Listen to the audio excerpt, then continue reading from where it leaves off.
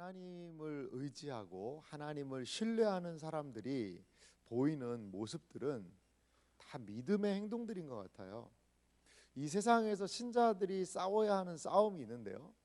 그것은 힘의 싸움, 물질 가지고 권세와 권력으로 이러한 이 세상 사람들과 같은 것을 가지고 우리 신자들이 싸움을 하는 건 아닌 것 같아요. 우리 신자들은 이 세상에서 사실 보세요.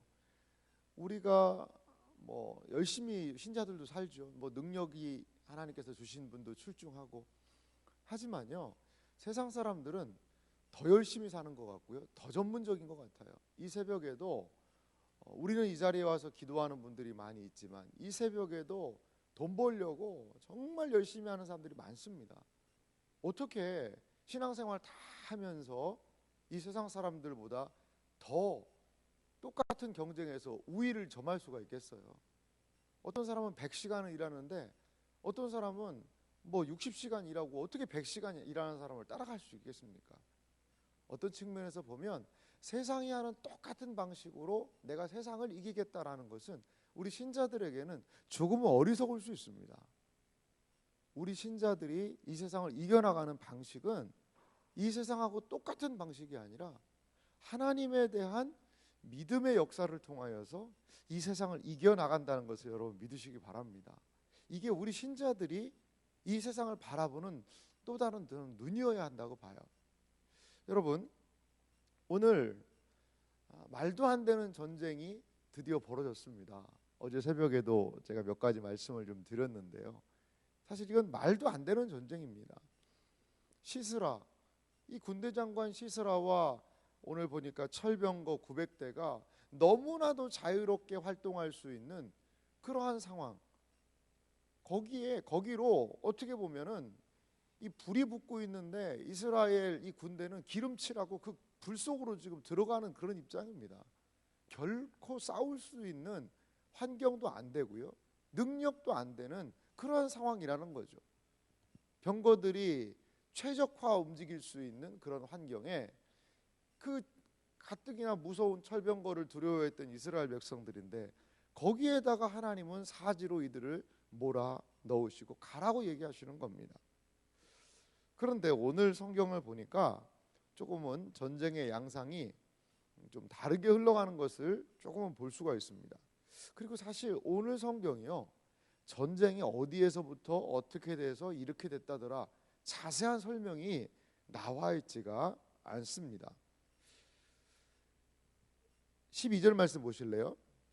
12절 보니까 아히노함의 아들 발락이 다볼산에 오른 것을 사람들이 시스라에게 알렸다. 이 이스라엘 백성들을 게데스라는 지역으로 불렀고 그리고 게데스에서 내려가서 다볼산이라는 곳으로 이들이 내려왔던 것 같아요. 그러니까 이스라엘 백성들이 군대를 모집했다라고 하니까 아니 20년 동안 너희들이 우리 아래에 있었는데 지금 뭐 하려고 군대를 모집한 거냐.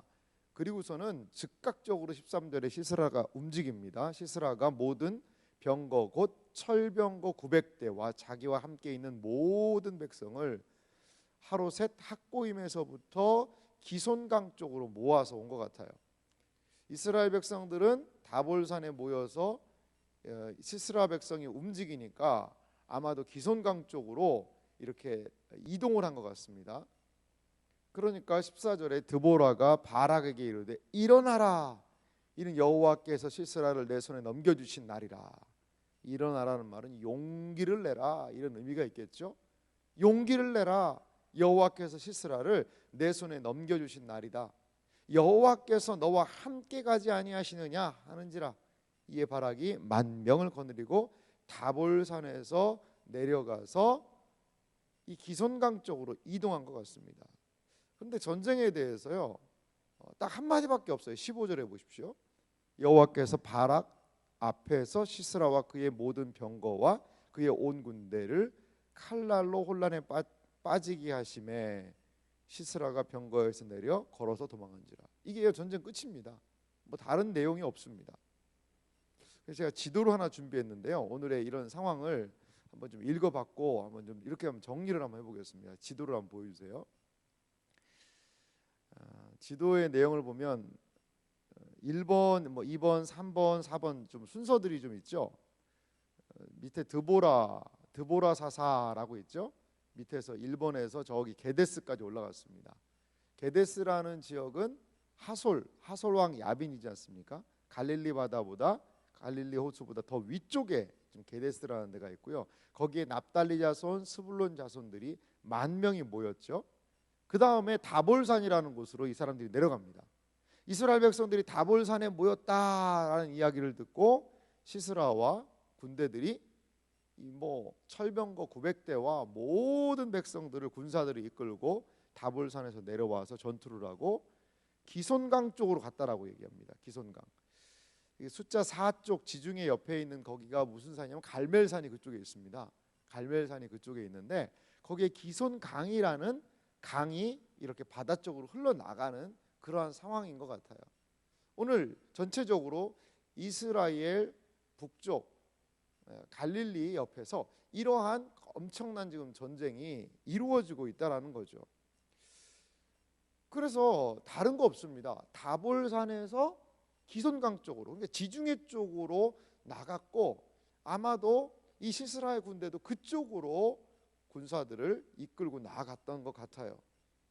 그런데 15절 말씀을 한번 다시 보실래요? 여호와께서 바락 앞에서 시스라와 그의 모든 병거와 그의 온 군대를 칼날로 혼란에 빠뜨리게 하시매 시스라가 병거에서 내려 걸어서 도망한지라. 자, 기손강 쪽으로 병사들을 굴렀는데 이들이 거기에서 칼날로 혼란에 빠지게 하셨다. 그게 전쟁의 끝입니다. 뭐 기드온처럼 무슨 횃불에다가 뭐 항아리 그런 거 깨는 소리를 내서 어떻게 해서 하는 그런 자세한 전쟁에 대한 이야기가 없어요. 그 다음에 16절을 보십시오. 16절 말씀 보니까요, 바락이 그의 병거들과 군대들을 추격하여서 하루셋 학고임에 이르니 시스라의 온 군대가 칼에 엎드러졌고 한 사람도 남은 자가 없더라. 바락이 한 건요 없습니다.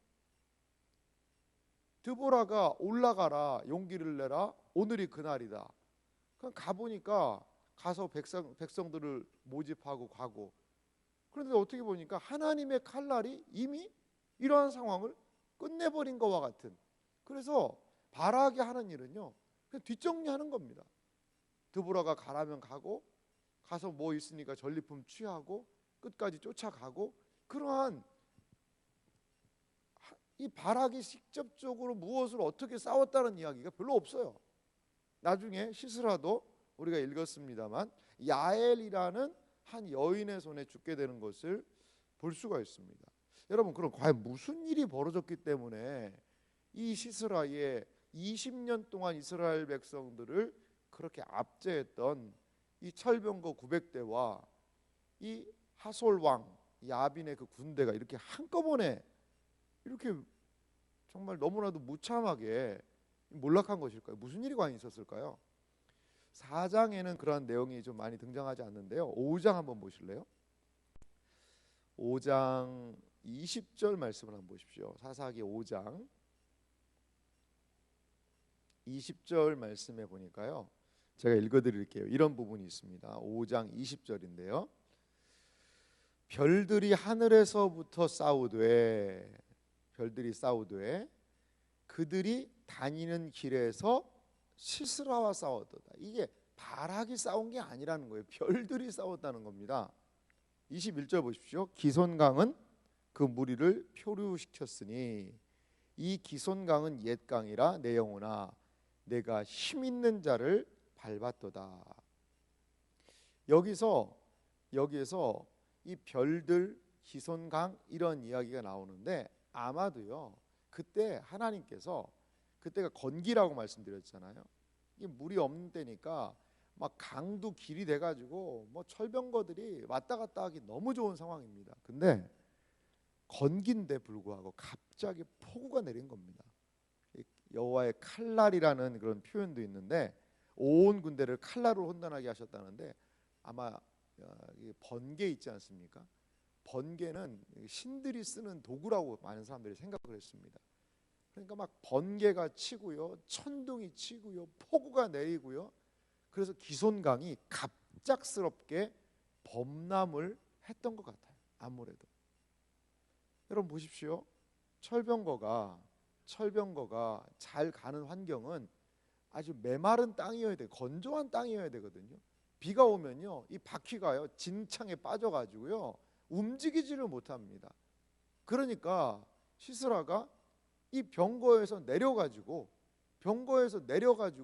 그래가지고 도망을 간 겁니다. 왜냐하면 이 병거가 움직이지를 못하니까요. 그러니까 병거만 믿고 철병거 900대만 믿고 막 이렇게 왔던 사람들이 비는 오지요, 병거는 못 움직이죠. 너무 당황스러운 거죠. 핵심 전력들이. 그러니까 여러분, 하나만 믿는 사람들은 거기가 막히면요 모든 것을 다 상실해 버리는 것 같아요.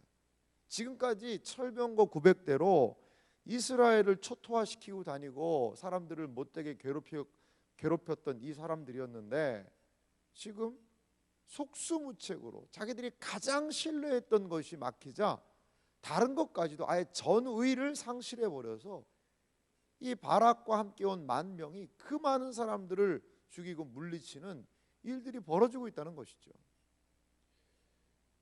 그러니까요, 하나만 믿고 그것들을 가지고 자랑하고 교만하게 행하면요, 그게 막히면 완전히 속수무책이 될 수 있다는 거죠. 속수무책. 우리가 무엇을 믿고 의지해야 될 것인가를 보여주고 있습니다. 그런데 이 오늘 사사기의 이야기는요 그것으로 끝나는 게 아닙니다. 시스라의 최후를 아주 드라마틱하게 좀 다루고 있어요. 어떻게 보면 오늘 이 본문의 관심은요, 이 시스라의 군대와 바락의 그 엄청난 전쟁, 그게 더 큰 일 아니겠어요? 근데 성경은 그게 관심이 없어 보여요.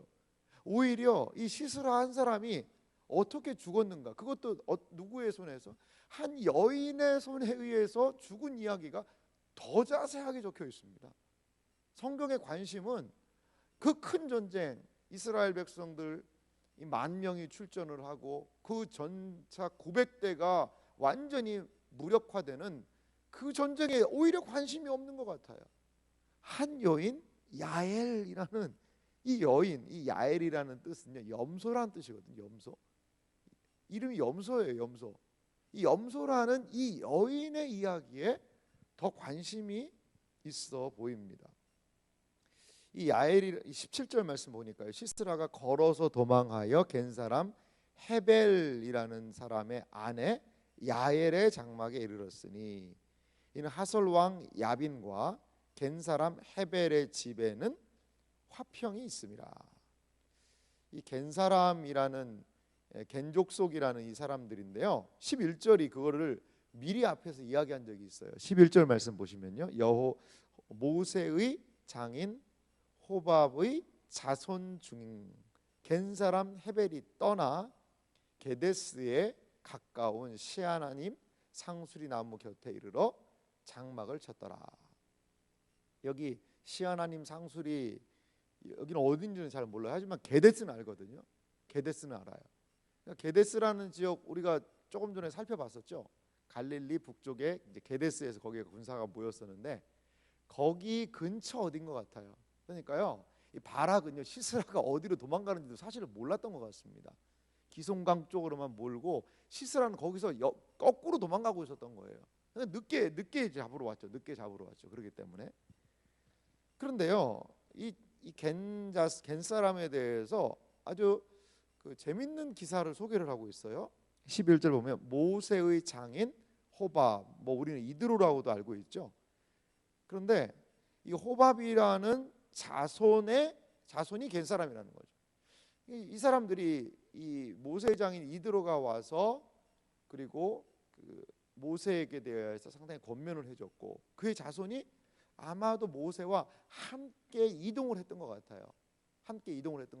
그래서 이들의 원래 위치는요 예루살렘 아래쪽에 약간 유대 남쪽에 원래 거주를 했었습니다. 이 사람들이.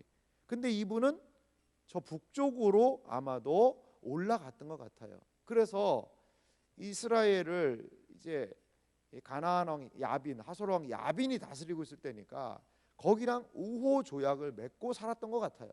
하지만 원래 이 겐 사람은요 누구랑 더 우호적이죠? 이스라엘 백성들하고 우호적인 것 같아요. 왜냐하면 가나안에서부터 가나안 땅에 들어오기 전부터 이 이스라엘 백성과 함께 거주했고 이스라엘 백성이 땅을 받을 때 이 사람들도 같이 거기에서 머물러 살았던 것을 우리는 볼 수 있기 때문이죠. 그래서 이 내용을 보면요 18절 말씀 보십시오. 야엘이 나가 시스라를 영접하며 그에게 말하되 나의 주여 들어오소서 내게로 들어오시고 두려워하지 마소서 하매 그가 그 장막에 들어가니 야엘이 이불로 그를 덮으니라. 아마 이 전쟁이 그 지역에 얼마나 큰 이슈였을까요? 게데스라는데 막 사람들이 모이는 것을 이 게데스 근처에 장막 치고 있던 이 사람들이 왜 모르겠어요? 무슨 일이 벌어지나 보다. 그런데 지축을 울리는 철병거들이 막 이동하는 그런 상황이 보이고요. 아이고 엄청난 전쟁이 있나 보구나. 그 지역 사람들이 다 알죠. 왜 모르겠어요? 그런데 봤더니 그 20년간 이 유대 지역을 그쪽 지역을 완전히 장악했던 이 시스라가 걸어오는 게 보이는 거죠. 이 야엘이라는 여인은 마음에 큰 뜻을 품었던 것 같아요. 그래서 매우 차분하고 신중하게 대우하면서 물을 달라니까 따뜻한 우유를 아마 줬는 것 같아요. 그래서 우유를 부대에 열어서 마시게 하고 그리고 그러니까 너무나도 탈진이 되고 힘든 상황에서 우유 마시니까 얼마나 노곤하겠어요. 배부르니까. 그래 거기서 깊이 잠듭니다. 그러자 21절 말씀 보세요. 그가 깊이 잠드니 헤벨의 아내 야엘이 장막 말뚝을 가지고 이 장막 말뚝은요 뭐 지금 같은 망치 쇠로 된 이런 건 아닌 것 같아요. 장막을 박을 수 있는 거니까 쉽게 말하면 텐트 치는 망치 정도 생각하면 좋습니다. 아마 나무 망치일 거다 이렇게 이야기를 합니다. 이 장막을 박는 말뚝을 가지고 손에 방망이를 가지고 그에게로 가만히 가서 말뚝을 그 관자놀이에 박음에 말뚝이 꿰뚫고 땅에 박히니 그가 기절하여 죽으니라. 이 성경이 이 바락의 전쟁에 대해서는 자세하게 얘기 안 하는데 이 시스라 한 사람이 죽은 것은 엄청나게 자세하게 지금 이야기합니다. 이 여인의 신중한 태도. 아무리 그래도 이 야엘은 여인이고 이 사람은 군대 장관이거든요. 한 나라의 군대 장관이거든요. 그런데 참 대범한 행동을 하지 않습니까? 이 관자놀이가 어디죠? 눈하고 귀 사이가 바로 관자놀이입니다. 거기에다가 말뚝을 대고 이 나무 망치를 가지고 이 말뚝을 박아버린 거죠. 그러니까 꿰뚫어서 이 사람이 기절해서 죽었다라는 겁니다. 성경은 왜 이러한 이야기를 하는 걸까요? 이거는 뭐 어떤 잔인한 이야기를 부각시키는 것보다 시스라가 확실하게 죽었다는 겁니다. 확실하게 죽었다는 거죠. 그런데 22절 보세요. 바락이 시스라를 추격할 때에 이제 바락이 시스라의 방향을 잘못 잡았다가 이제서야 쫓아오는 겁니다. 야엘이 나가서 그를 맞아 그에게 이르되 오라 내가 찾는 그 사람을 내가 내게 보이리라 하매 바락이 그에게 들어가 보니 시스라가 엎드러져 죽었고 말뚝이 그의 관자놀이에 박혔더라. 보니까 바락이 이 어떻게 보면 이스라엘 백성을 지금까지 힘들게 한 가장 원흉이죠. 이 시스라를 추격하여서 끝을 내려고 했는데 봤더니 벌써 죽어 있는 것입니다. 아마도 야엘이란 이 여인은 역사를 해서 알았었고 우리가 그래도 이스라엘 이 유대 민족과 함께했던 그런 사람들이고 광야에서도 함께해서 이 땅을 부여받은 사람들인데 이 시스라의 이 행동은 가나안 왕 하솔 왕 야빈의 행동은 이거는 좀 옳지는 않다라는 생각을 가졌던 것 같습니다. 그래서 마침 자신에게 온 기회를 가지고 용기를 낸 거죠. 이 여인의 한 행동은 무엇이었을까요? 늘 그 당시에는요 여자들이 텐트를 쳤다고 그래요. 남자들은 목축을 하고 다니고 여자들이 텐트를 걷고 여자들이 말뚝 박아서 텐트 치는 일. 그러니까 야엘은요 사실 말뚝 박는데 명수입니다. 왜요? 날마다 하는 게 그 일이에요. 집에서 날마다 설거지하고 청소하는 게 전문가듯이 야엘은 날마다 이 텐트 펴서 말뚝 박고 텐트 피고 말뚝 뽑아내고 텐트 걷고 이게 일이에요, 일. 그런데 자기가 잘할 수 있는 그 일, 아니 말뚝 박는 거 가지고 무슨 일을 하겠어요. 그런데 이 여인이 이 적장을 죽이고 이 적장을 죽이는 가장 혁혁한 공을 세우는데 이 여인의 말뚝 박는 그 기술이 사용됐다는 거죠. 여러분, 하나님의 나라에서 하나님이 무엇을 쓰실지 몰라요. 아유, 뭐 내가 할 수 있는 게 뭐가 있어? 나는 텐트에다 말뚝 박는 거밖에 없는데. 근데 그것을 통하여서 그 적장이 죽임을 당했고, 그리고 성경에요 여인들의 이름이 많이 등장하지가 않습니다. 그런데 성경에 이 바락을 부끄럽게 하는 여인의 모습으로 이 야엘이라는 이 염소라는 여인이 등장을 하고 있는 것이죠. 저는요 이 드보라와 야엘이라는 이 두 여인의 이름에 엄청난 의미가 있는 것 같아요. 드보라는 이름이 꿀벌이라는 의미거든요. 꿀벌이라는 이름의 의미가 있어요. 이 야엘은요 염소라는 이름의 의미가 있죠. 꿀벌은 무엇을 주죠? 꿀을 주죠. 염소는 무엇을 줄까요? 물론 뭐 고기와 가죽도 줍니다만 염소가 많이 주는 것은 이제 젖입니다. 젖. 가나안 땅을 무슨 땅이라고 하나님이 약속하셨죠? 젖과 꿀이 흐르는 땅이라고 그랬잖아요. 근데 이 젖과 꿀이 흐르는 땅으로 그들에게 하나님의 말씀에 순종하고 젖과 꿀이 흐르는 땅이 되도록 하는 것이 누구였어요? 드보라라는 그 여인이었어요. 야엘이라는 사실 이스라엘 백성도 아니에요. 이방 여인이었어요. 그 염소라는 이름의 그 여인의 그 충성으로 그 땅이 하나님이 함께 하시는 젖과 꿀이 흐르는 땅이 되게 하더라는 것이죠. 그 여인의 하나님을 세상보다 더 두려워하는 이 여인들의 충성을 통하여 이 평범한 믿음의 여인, 사실 드보라는 가정주부 아닙니까? 남편도 있어요 보니까. 이러한 가정주부 야엘도요 그냥 평범한 가정주부예요. 이 두 가정주부를 통하여서 그 땅이 하나님께서 약속하신 젖과 꿀이 흐르는 땅의 아름다움을 다시 회복하게 하셨다는 거죠. 여러분, 하나님의 역사가 놀랍지 않습니까? 내가 할 수 있는 일이 뭐지? 아이고 뭐가 있겠어. 내가 할 수 있는 일이 뭐가, 나는 부족하고 연약한데. 아니요, 하나님을 기억하며 하나님의 말씀에 순종하고 하나님을 두려워하는 그 사람을 통하여 하나님은 하나님의 약속하신 바를 이루어 젖과 꿀이 흐르는 땅으로 그곳을 변모시켜 주실 줄 믿습니다. 이것이 바로 하나님의 역사라는 것입니다.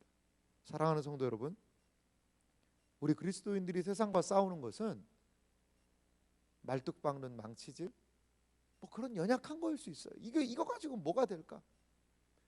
우리 그리스도인들의 이 세상에서의 싸움은요, 물질의 싸움, 힘의 싸움, 돈의 싸움, 뭐 여러 가지 능력의 그러한 싸움이 아니라, 이 세상의 가치와 똑같은 것을 가지고 싸우는 것이 아니라 하나님께서 사용하시는 그것을 가지고 믿음에 대한 싸움임을 여러분 기억하시기 바랍니다.